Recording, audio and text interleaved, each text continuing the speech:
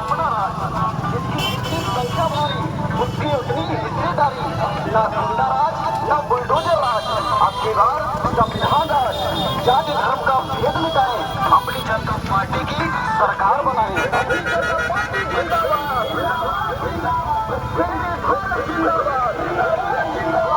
आजाद जिंदगी प्यारी वो साथी गुलामी करने वाले जाके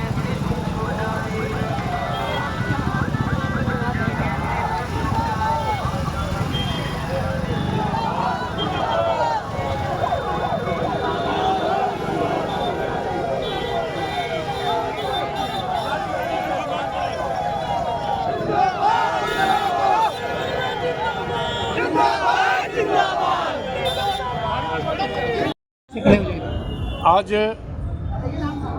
सामाजिक परिवर्तन के महानायक माननीय कांशीराम जी के जन्मदिन के अवसर पर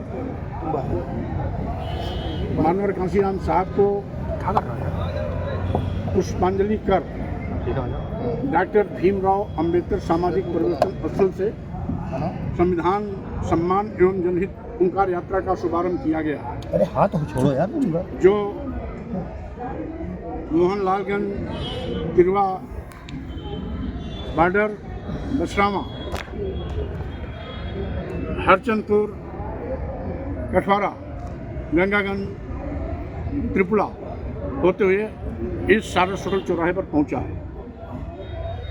मकसद साफ है कि कुंभकर्णी नींद में सोने वाली भाजपा सरकार को जगाने और उसको आगाह करने के लिए यात्रा निकाली गई है। पूरे प्रदेश में यात्रा 9 चरणों में पूरी की जाएगी। आज पहले चरण की यात्रा है जिसमें लखनऊ से शुभारंभ होकर रायबरेली अमेठी सहित प्रयागराज इलाहाबाद एवं मिर्ज़ापुर के समस्त मंडल के समस्त जिलों में जाएगी एवं अधिकांश विधानसभाओं को टच करते हुए पहले चरण की यात्रा 19 की रात पूरी करेगी। दूसरे चरण की यात्रा 2 अप्रैल से प्रारंभ होगी जिसमें बस्ती मंडल और गोरखपुर मंडल लूँगा। उसके बाद अगले मंडल के कार्यक्रमों की घोषणा पहले चरण की समाप्ति के बाद करूंगा। आज भाजपा सरकार मूलभूत मुद्दों और समस्याओं पर चर्चा करने से बचती है।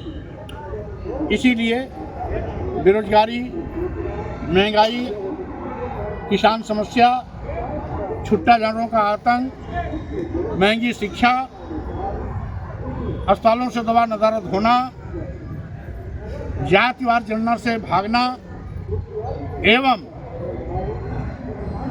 अन्य महत्वपूर्ण मुद्दों से ध्यान भटकाने के लिए भाजपा सरकार कभी हिंदू मुस्लिम और कभी मस्जिद मंदिर का कार्ड खेलती है।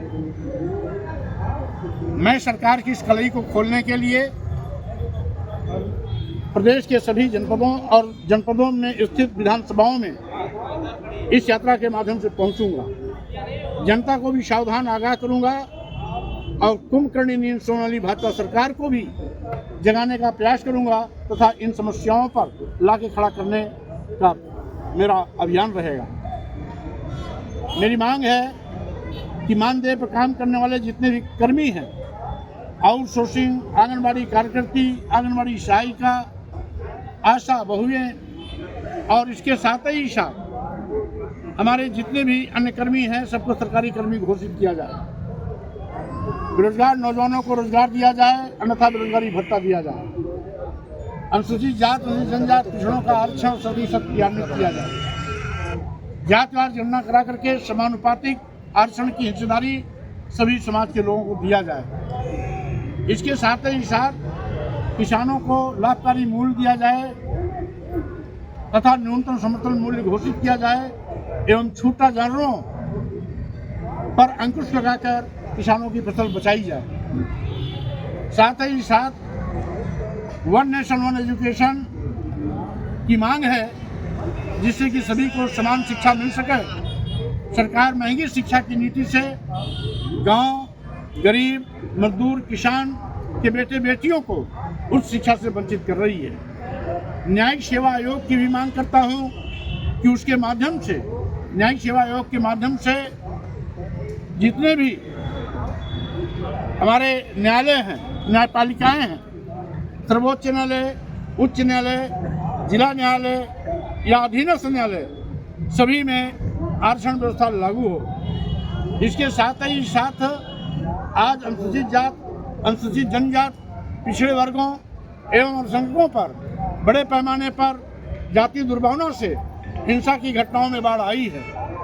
हमारी मांग है कि अनुसूचित जाति, जनजाति, पिछड़ों तथा अल्पसंख्यकों पर हो रहे जनजातीय अत्याचार, हिंसा और हत्याओं पर तत्काल प्रभाव से अंकुश लगाया जाए और साथ ही साथ ऐसे लोगों पर प्रभावी कानूनी कार्रवाई करके कानून का राज स्थापित किया जाए। इन सब मांगों के साथ हमारी यात्रा पूरे प्रदेश में चलेगी और साथ ही साथ जनता के बीच में जाकर के ये मैं मानता हूँ कि ये गूंगी, बहरी, अंधी, कुंभकर्णी नींद सोने वाली सरकार हमारी बात सुनने वाली नहीं है। इसलिए जनता के बीच में जाकर अपनी बात पहुँचाऊँगा। जन जागरण के माध्यम से 27 में इस सरकार को बाहर का रास्ता दिखाऊंगा। इस संकल्प के साथ हमारी यात्रा पूरे प्रदेश में चलेगी। एक सवाल है, बीएसपी में आप लंबे समय तक रहे हैं, इस समय उसका प्रतिशत वोट का घट के 9% रह गया, क्या कहेंगे इस पर? आज बसपा का बुरा हाल मात्र इसलिए हुआ ऐसा क्योंकि बसपा ने बाबा साहब डॉक्टर अम्बेडकर के मिशन और मानवर कांशीराम जी के सामाजिक परिवर्तन से नाता तोड़ लिया था। इसीलिए मैं सारे मिशनरी कार्यकर्ताओं को एक प्लेटफॉर्म पर लाने के लिए अपनी जनता पार्टी का गठन किया है।